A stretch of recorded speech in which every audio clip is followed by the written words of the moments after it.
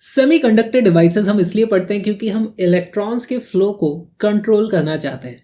कैसे? मान लो हमारे पास एक ये सिंपल सा सर्किट है जिसमें एक बैटरी लगी हुई है और एक रेजिस्टर लगा हुआ है।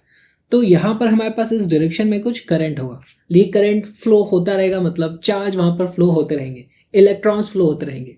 हम चाहते हैं कि इस फ्लो ऑफ इलेक्ट्रॉन को कंट्रोल कर पाए। तो कैसे कर सकते हैं? उसका सबसे आसान एक तरीका हो सकता है हम यहाँ पर सर्किट को ब्रेक करके उसमें एक स्विच इस तरीके से लगा दें।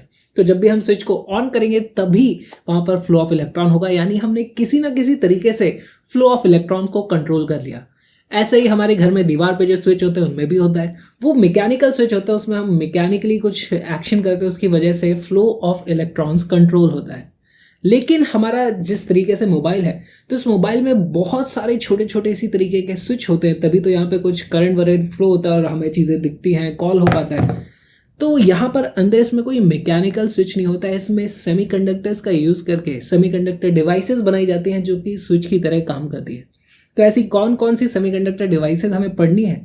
हमें पढ़ने हैं सबसे पहले स्विचेस, जो कि ट्रांजिस्टर का एक स्पेशल केस हम स्विच की तरह यूज़ करते हैं। दूसरी सबसे इंपॉर्टेंट चीज़ है डायोड्स। डायोड एक वन वे वॉल्व की तरह होता है।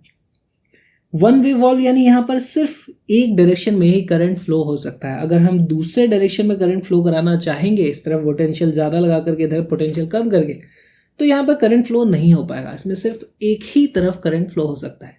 तो इसका एक एग्जाम्पल हमने देखा होगा, हमारे साइकिल के पहिए में भी एक यहाँ पर वॉल्व लगी होती है। तो जब हम पहिए में हवा भरते हैं तो हम यहाँ पर हाई प्रेशर लगाते हैं तो हवा अंदर चली जाती है।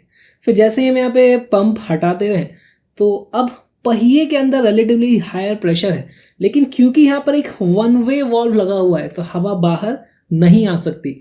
ठीक इसी तरीके से हमारा डायोड काम करता है।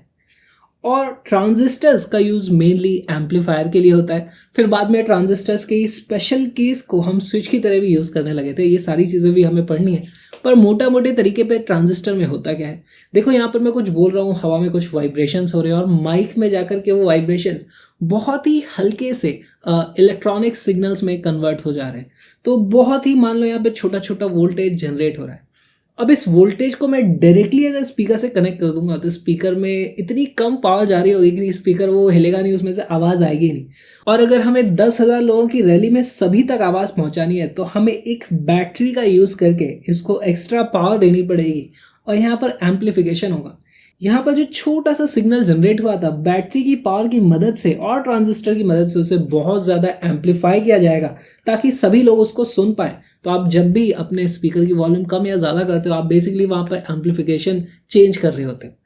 इसके साथ ही हम डायोड्स की कुछ स्पेशल केसेस भी पढ़ेंगे, जैसे कि लाइट एमिटिंग डायोड जिसमें करंट फ्लो होते ही लाइट जलती है, या फोटो डायोड जहाँ पर हम लाइट्स को डिटेक्ट कर लेते हैं, या फिर जीनर डायोड जो कि वोल्टेज को रेगुलेट करते हैं। और हम एक और चीज़ पढ़ने वाले थे, वो क्या थी?